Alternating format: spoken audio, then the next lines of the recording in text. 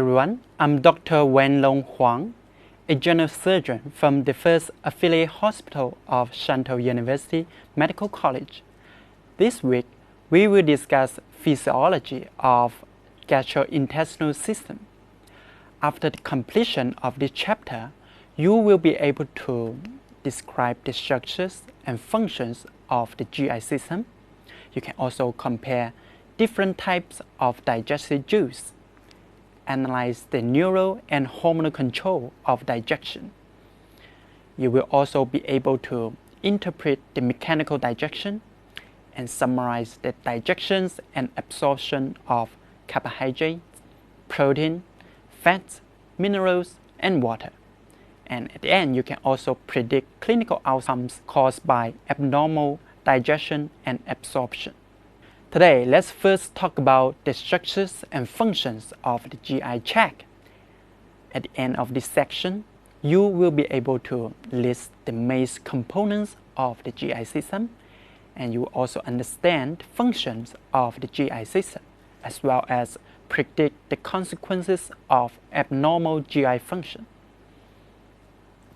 Let's start off with a case. Mrs. Chen, a 68-year-old woman, presented to the ER with weakness and swelling in both legs. She was diagnosed with gastric cancer 6 years ago. She was treated with a total removal of her stomach and followed with 6 courses of adjuvant chemotherapy. Physical examination. She was 145 centimeters in height, weighed 39 kilograms. She looked thin, with muscle wasting of all extremities and moderate pitting edema of both lower extremities. The liver function test shows that her serum albumin was 12.2 grams per liter.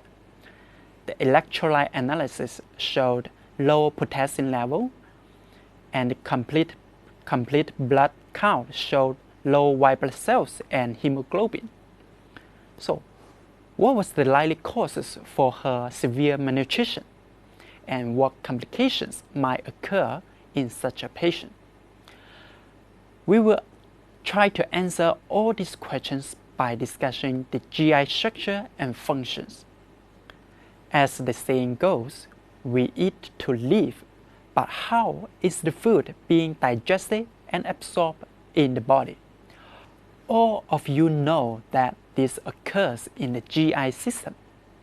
The GI system is also known as alimentary system or the digestive system. It begins at the mouth, continues through the thoracic cavity, and fills most of the abdominal cavity. The GI system consists of the GI tract and the accessory digestive glands. Clinically, the GI tract is divided into upper and lower parts, which is marked by the trace ligament. Organs of the upper GI tract include the oral cavity, the esophagus, the stomach, duodenum, whereas the lower GI tract consists of the jejunum, the ileum, and the large intestines, which consists of cecum, ascending column, transverse column, and descending column, sigmoid column, and the rectum and anus. Accessory digestive glands include the salivary glands in the mouth, the liver, the pancreas, the gallbladder, and gland cells scattered along the wall of the GI tract.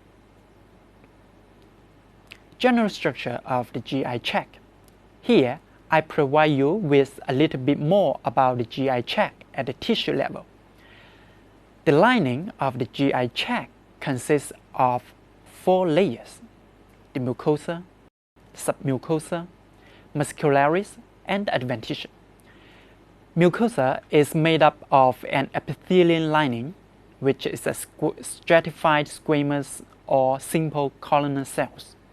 The lamina propria, containing vessels, nerves, glands, and the muscularis mucosa. The submucosal layer contains nerve pressures and glands, which only exist in esophagus and duodenum. The muscularis layer include the inner circular and outer longitudinal muscles. The adventitia is a thin, loose connective tissues which is fibrous or serous at the outermost of the surface of GI tract. The accessory digestive glands. Other than the GI tract, accessory digestive glands also played important roles in digestion. For example, the salivary glands secrete amylase to help digest carbohydrates in the mouth. The salivary glands include the parotid gland, the submandibular glands, and the sublingual glands. The liver. The function of liver in digestion is to produce and secrete bile, which helps to digest fats in the food. The podocytes are basic units of the liver, which includes the interlobular arteries, the interlobular veins, and bile ducts. Pancreas. The exocrine pancreas produces digestive enzymes such as amylase, lipase, trypsin. And the endocrine pancreas secrete insulin, the glucagon, and other substances into the bloodstream. Gallbladder stores and concentrates bile from the liver, and there are also scattered gland cells in the GI tract. So we have talked about the GI tract and the accessory glands. So how all these organs functions together. So the functions of the GI system include motility, secretions and digestion, absorption, storage, and elimination. Motility refers to crushing, mixing, and preparing the contents in the GI tract, which we also call mechanical digestion, which is generated by the muscularis layers of the GI tract. The mastication refers to chewing the food and mixing with saliva. Deglutition is defined as swallow the food through the esophagus into the stomach. Peristalsis is the rhythmic waist-like contraction in the intestine. Secretion and digestion, which we also call chemical digestion. Another function of the GI system is secretion, which helps digestion. Secretions include both exocrine and endocrine secretions. Exocrine refers to the delivery of enzymes, mucus, ions into the lumen. Hydrogen chloride, water, bicarbonate, bile, lipase, pepsin, amylase, trypsin, elastase, and histamines are secreted into the lumen of the GI tract. So all these secretions help the breakdown of food particles into subunits. This is related to chemical structural changes, which we call chemical digestion. We'll talk about the function of these secretions in the later section. Endocrine refers to the process of hormone secretion into the blood. The gastrin, secretin, cholecystokinin, the GIP, GLP-1, guanylin, the VIP, and somatostatin are important hormones to help regulate the GI system. The functions of these hormones will be discussed in later sections. After the food is broken down into small molecules such as glucose, amino acids, or the fatty acids, etc., the absorption takes place mainly in the small intestine. Absorption. Water, ions, vitamins, and products of digestion, for example, glucose, amino acids, fatty acids, cross the intestinal mucosa and enter the lymphatic system or the bloodstream. We will have an independent section to discuss absorption in detail later. Storage and elimination, which refers to the process of defecation. The figure on the right summarizes all the functions of the GI system mentioned above. So now let's come back to the case.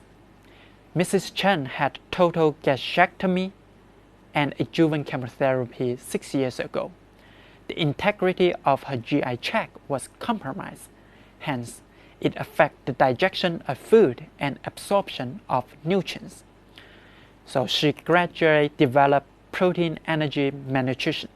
With severe malnutrition, of course, she felt weak in her legs. The low serum albumin caused the pitting edema in her legs. She also had lower white blood cells and moderate anemia, which made her susceptible to infections and delayed wound healing. The patient will also feel tired due to the moderate anemia. So here is a question for you. How will you correct the malnutrition in such a patient? Summary. In this section, we have discussed the components of the GI tract and accessory digestive glands. The GI system helps to digest and absorb nutrients from the food and eliminate the waste. The compromised GI integrity may result in malnutrition and related complications. And that's all for today. And next time we will talk about different types of digestive juices. Thank you.